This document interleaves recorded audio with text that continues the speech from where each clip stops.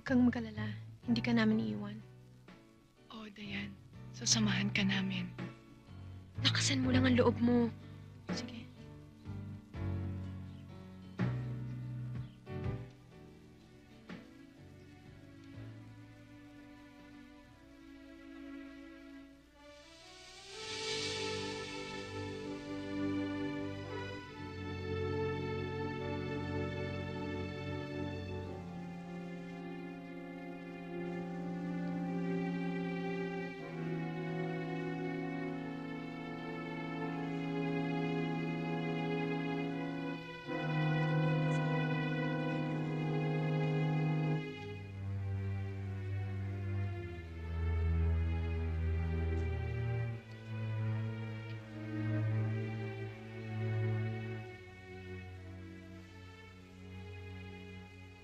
Sino yun? Daddy! Daddy!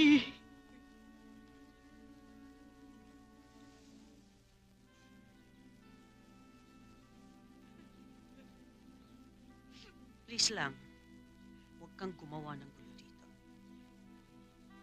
Umalis ka na dito. Hindi ho ako manggugulo. Gusto ko lang magpaalam sa daddy ko. Pues hindi ito ang oras ng pamamaalam mo. Hintayin mo muna makalis sa mga tao bago ka bumalik para umiyak. Hindi na ho ako mapapalis ngayon. Anak rin ho niya ako. May karapatan din ako. Kung gusto niyo mag-skandalo, karapatan niyo yun. Pero kung pwede lang ho, iwan niyo muna ako dito para may pagdasal ko ang daddy ko. Bastos ka rin katulad. Hindi kami bastos ng anak ko. Ma? Pero kung hindi mo siya titigilan, hindi ako mangingiming bastusin kayo. O ano? Iiwan mo ba kami o hindi?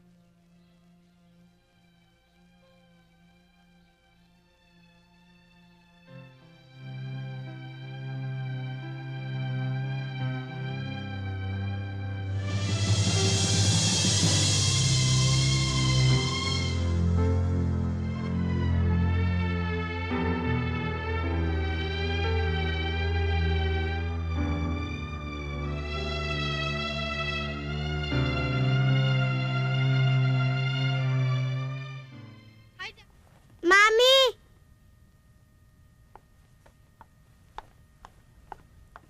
Mag-usap tayo. Wala akong panahon. Kung tulong o pera, wala. Wala akong maitutulong. Wala akong maitutulong sa'yo. Hindi tulong ang kailangan ko. Magkaliwanagan tayo. Anong magkaliwanagan? Pinabayaan mo si Justin nang dahil sa'yo ng anak ko. Hindi totoo yan. Mahal ko si Justin. Mahal ko siya na para kong tunay na anak. Bakit siya? Bakit siya? Aksidente yun, ate. Anong gagawin ko? Dahil burara ka! Pati buhay mo burara! Pabaya ka! Wala ka nang ginawa kundi umasa sa akin! Ako minsan lang ako umasa sa'yo. Hindi mo ginawa! Wala kang kwentang kapatid! Alam mo, hindi na ako magkakaanak! You're so unfair! Ikaw ang unfair! Namatayan din ako ng anak, ate. At masakit din para sa akin yon. Mahirap bang itindihin yon? Sabihin mo sa akin, mahirap ba? Bakit hindi mo intindihin yun, ate? Napaka-selfish mo kasi. Puro damdamin mo lang kasi iniisip mo. Paano naman ako? Bakit ano ba gusto mong gawin ko? Ha? Gusto mo para lang maging patas na tayo? Ninang, Mami,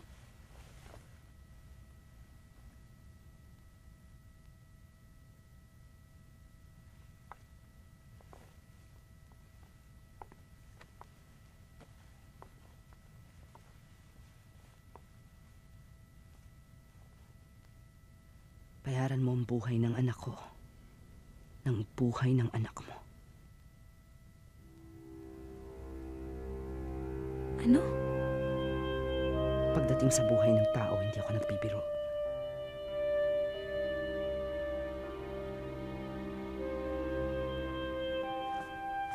Halika na. Sige po, Ninang. Babalik ako sa inyo bukas.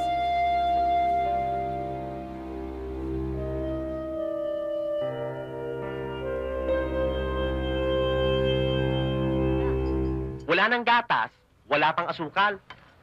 Ayaw na tayong pautangin doon sa tindahan. Kung sa bagay, kung ako naman talagang lalagay sa kanila, hindi rin ako magpapautang. Abay, mas mahaba pa sa LRT listahan natin doon, na baka kala mo. Kapag nakikita nilang pabaya ka, alam nilang hindi ka makakapagbayad. Tignan mo, ref natin. Alang kalaman-laman. Nothing. Nada. Kung meron man laman, eto. Nawasa. Pero wag ka, baka bukas, kahit na tubig, wala na laman itong refrigerator natin. Dahil kamo ilang buwan na rin tayo hindi nakakapagbayad, ano? Binigyan na rin tayo ng letter of disconnection. Ang Meralco nga pala. Naku, pasalamat ka at nalandi ko yung lineman at napakusapan ka, wag muna tayong puputulan ng kuryente. Pero oy, bukas na rin ang balik nun. Kaya pwede ba, Camille? Magpakatinu-tinu ka naman dyan. Abay, kamala-mala mo, sakali na lang tayo dadamputin. Abay, talagang nahihirapan na ako dito sa bahay, baka akala mo. Talagang pinapa-court order na tayo hanggang di natin nababayaran lahat ng mga utang natin itong buwan na ito. Hoy, Arnie. Alalay lang kita. Alam ko, Wala kang pakialam sa akin. meron. Talaga, no? Ano ba pakialam mo sa akin, ha? Kailangang maibalik kong halaga ng buhay mo. Para magkaroon naman ng silbing pag-aalalay ko sa'yo. Pag ganyang walang kwenta ang buhay mo, walang kwenta na rin umalalay pa ako sa'yo. Akin na nga yan! Ano ba, Arnie? Bitiwan mo! Akin! Talaga, no? Ikaw, kung hindi ka na makatiis dito, lumayas